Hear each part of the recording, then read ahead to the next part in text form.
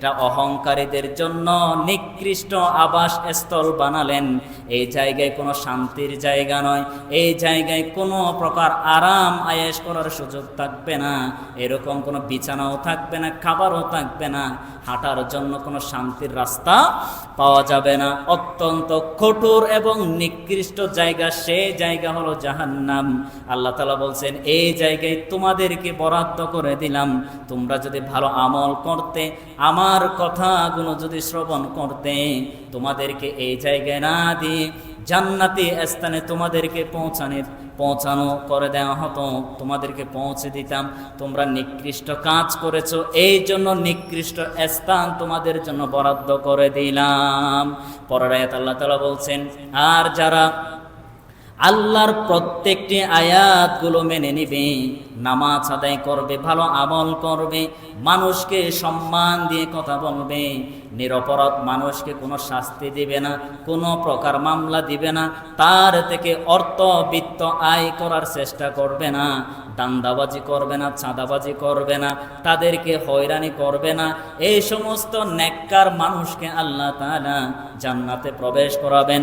আল্লাহ তাআলা বলছেন, ওয়াসিকাল্লাযীনা তাকাউ রাব্বাহুম ইলাল জান্নাতি যুমারা হাত্তা ইযা জাউহা ওয়া ফুতিহাত আবওয়াবুহা ওয়া ক্বালা লাহুম খাযানাতুহা সালামুন আলাইকুম তিবতুম ফাদখুলুহা খালিদিন।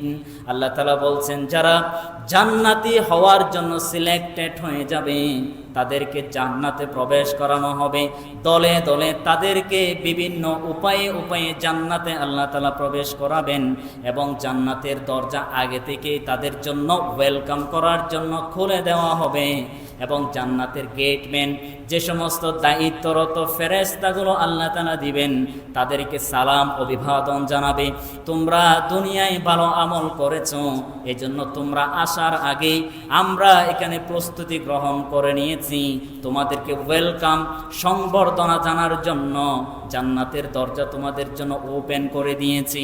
সালাম দিয়ে, সেলুট দিয়ে, সম্মান দিয়ে জান্নাতি মেহমানগণদেরকে আপ্যায়ন করানো হবে এবং বলা হবে, তোমরা আবাস স্থল হিসেবে চিরস্থায়ী জান্নাতে প্রবেশ করো।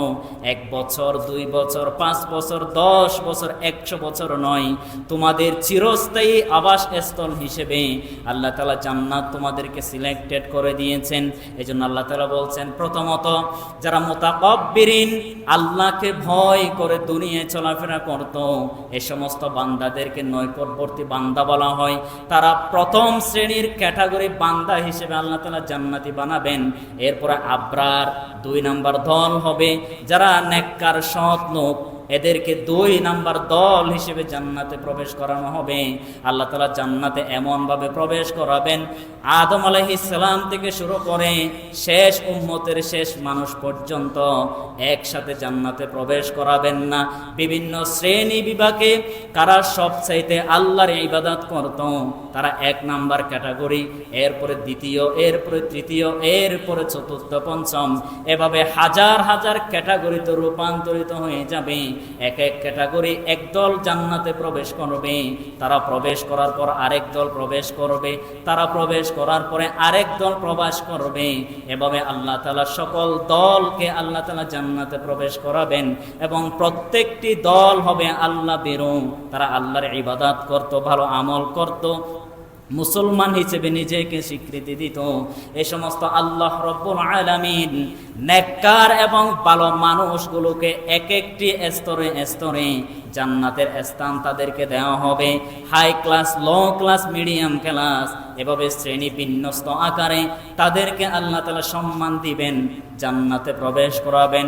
ওগো আমার প্রিয় মুসলমানগণ, আমরা যদি ভালো আমল করতে পারি, নামাজ আদায় করতে পারি, দৈনিক 5 ওয়াক্ত নামাজের মধ্য দিয়ে খারাপ কাজ থেকে, অশ্লীল বেহায়াপনা কাজ থেকে নিজেকে মুক্ত রেখে আল্লাহর দ্বীন কায়েম করার জন্য বিভিন্ন কাজকর্ম যদি চালাতে পারি, মানুষদের সাথে সম্মান দিয়ে কথা যদি বলতে পারি, মানুষের যে হকগুলো আছে এগুলো যদি আদায় করতে পারি, আল্লাহর হক, নবীর হক, সমস্ত হক যদি আমরা পালন করতে পারি, আমাদের কোনো চিন্তা থাকবে না, কোনো প্রকার হতাশায় ভুগব না, জাহান্নামে যাওয়ার প্রশ্ন থাকবে না। আল্লাহ তাআলা আমাদেরকে সম্মান দিবেন, মর্যাদা দিয়ে আমাদেরকে জান্নাতে প্রবেশ করাবেন। সুবহানাল্লাহ।